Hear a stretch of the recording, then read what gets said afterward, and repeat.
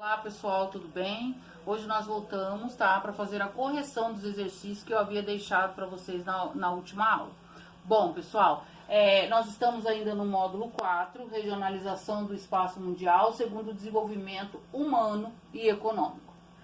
Eu havia deixado para vocês fazerem o exercício da página 299 a 301. Vamos lá.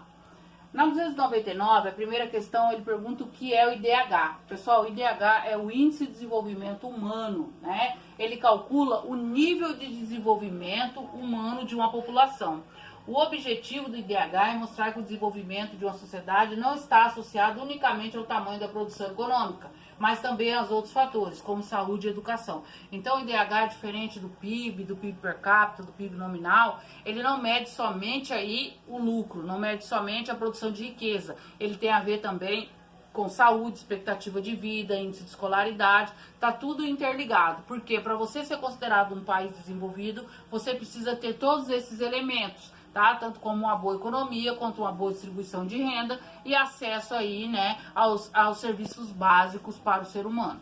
2. Cite 3 indicadores que podem ser usados para medir o desenvolvimento dos países. Aí, IDH, PIB, PIB per capita, mortalidade infantil, índice de felicidade interna bruta. Como existem outras possibilidades, analise se a resposta do aluno é coerente. Isso daqui, pessoal, quando a gente voltar, eu vou dar uma olhadinha nas apostilas de vocês, eu deixei isso aqui à parte. Por quê? Porque às vezes vocês podem ter colocado outros índices, como o índice de Gini, como o PIB, PIB per capita, o PIB PPC. Então, se vocês colocaram esse tipo de resposta, ela também está correta, tá? Página 300. Diferencie fome aguda de fome crônica. Existem dois tipos de fome, né, que assolam aí o nosso planeta. Sim, nós temos aí a fome aguda, que se refere à total privação de alimentos. Então, significa aquela fome que você não tem nada mesmo para comer, nem com um alto poder nutritivo, nem com baixo poder nutritivo, falta mesmo o alimento. Já a fome crônica, ela fala, pessoal, da ingestão insuficiente de calorias. Significa que a pessoa ela tem somente um arroz, ou ela tem somente o pão, né? Ela tem somente ali um alimento ou dois alimentos que acabam que não completando a dieta necessária para que se tenham aí todos os nutrientes. Então, existem dois tipos, tá? A fome aguda, lembre-se bem, ela se refere àquela onde falta totalmente o alimento, onde a pessoa não ingere nada, e a fome crônica, na qual ele acaba ingerindo alguma coisa, mas não serve aí para suprir todas as necessidades alimentares. 4. Quais são os pilares considerados, né, no cálculo do Índice de Felicidade Interna Bruta, o FIB? Aí o bem-estar psicológico, saúde, como nós usamos o nosso tempo, vitalidade comunitária, educação, cultura, meio ambiente, governança e padrão de vida. Então, esses aqui, pessoal, são os pilares considerados para medir aí a felicidade. Então, uma pessoa um país, para ele ter uma felicidade interna bruta, ele precisa que a maioria da sua população gozem desses tipos aqui de privilégios, tá? Como bem-estar psicológico, saúde, uso do tempo, vitalidade e assim sucessivamente. Página 300, aplicando conhecimento. Nós temos lá, né, 2 mapas. Mundo, crianças abaixo do peso normal, 2017. A gente consegue verificar uma grande concentração muito maior aqui no continente africano e parte do continente asiático. Aí a taxa de mortalidade infantil, né? Aqui nós temos a legenda, que ele mostra para nós também. Temos aqui uma grande quantidade também no continente africano e uns índices considerados elevados também dentro do continente asiático. Relacione os mapas e comente o nível de desenvolvimento dos países situados nos níveis extremos dos indicadores mostrados em cada mapa. Bom, o que a gente consegue perceber, né, que os maiores índices de mortalidade infantil são justamente aqueles que apresentam também os maiores índices das crianças abaixo do peso ideal. Então, eles acabam que sendo interligados aí esses fatores. Nos países com as maiores taxas de mortalidade infantil e crianças abaixo do peso, provavelmente a qualidade de vida da população é baixa, sem acesso pleno a tratamentos médicos e a saneamento básico. Já os países que têm menores taxas apresentam serviços de saneamento e saúde mais abrangentes e a população tem melhor qualidade de vida. Foi o que eu disse para vocês. Então a qualidade de vida, pessoal, ela está intrinsecamente ligada aí aos fatores aí que medem o desenvolvimento de um país, como IDH, como índice de felicidade bruta, tá? Tudo isso, índice de higiene, porque se a pessoa tem mais acesso aí, né, à água tratada, ao esgoto, à coleta de lixo, a taxa de mortalidade infantil ela vai ser maior, a expectativa de vida também vai ser melhor e até o índice de escolaridade. Então, a letra B, ele fala pra gente por que a subnutrição é tão perigosa, principalmente para as crianças. A falta de nutrição, tá? A falta de alimentos adequados, ela causa sérios problemas dessas crianças. Problemas de crescimento, problemas de inanição, até déficit, tá? Mental. Essas crianças acabam que não se desenvolvendo intelectualmente devido à falta de nutrientes. E nós podemos notar que a maioria desses países aí onde apresentam altas taxas de subnutrição são justamente aqueles onde há uma alta taxa de mortalidade. Então muitas crianças morrem, principalmente no continente africano, asiático e grande parte também aqui na América Latina, justamente por falta de alimentos, falta de comida, por falta de alimentos que tragam a ela todos os nutrientes que ela precisa, tá? Os dois mapas apresentam como tema, respectivamente, a porcentagem de crianças abaixo do peso normal e a taxa de mortalidade infantil no mundo. É possível observar que as regiões com maiores percentuais de crianças abaixo do peso normal correspondem às que apresentam as maiores taxas de mortalidade infantil.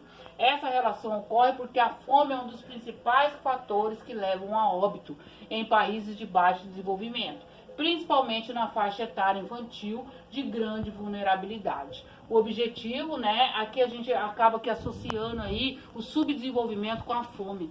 Como eu disse para vocês, a maioria dessas crianças desses países subdesenvolvidos, chamados subdesenvolvidos marginalizados, países muito pobres, tá? Não estão nem na classe dos países agromineradores e nem na classe dos países em desenvolvimento, acabam que morrendo de fome e de subnutrição. Bom,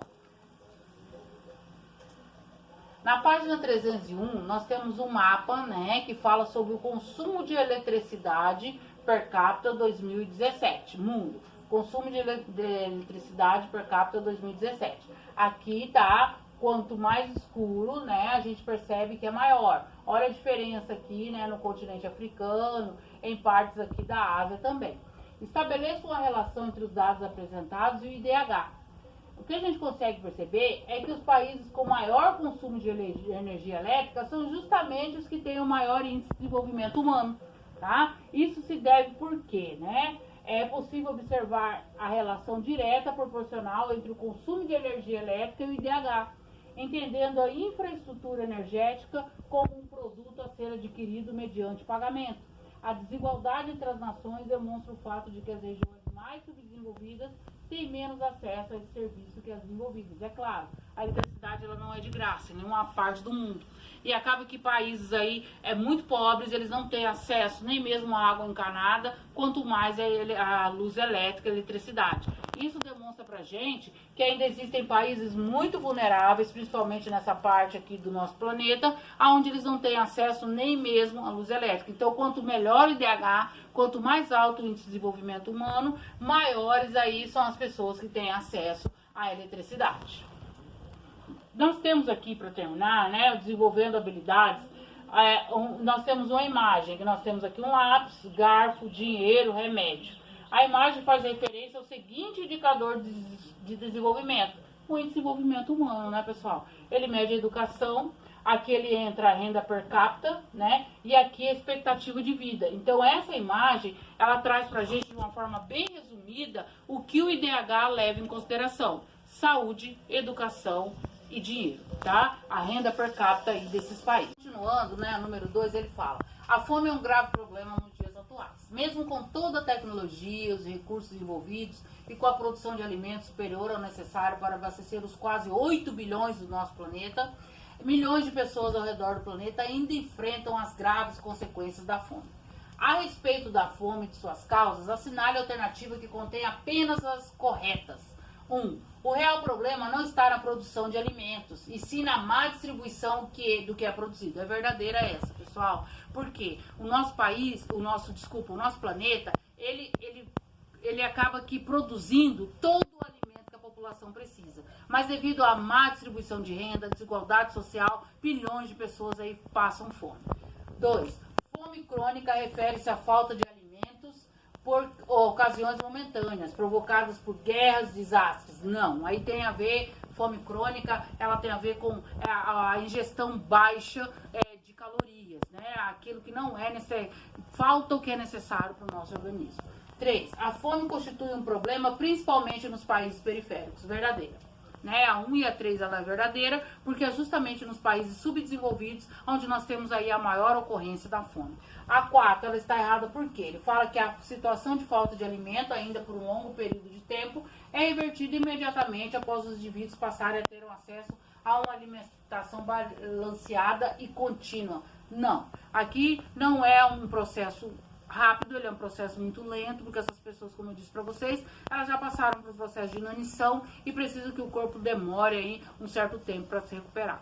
Bom, pessoal, por hoje é só, tá? Nessa videoaula. Na próxima videoaula nós já vamos começar aí o módulo 5, eu já vou vir com as explicações e com os exercícios que eu vou deixar para vocês. Um beijo e até mais.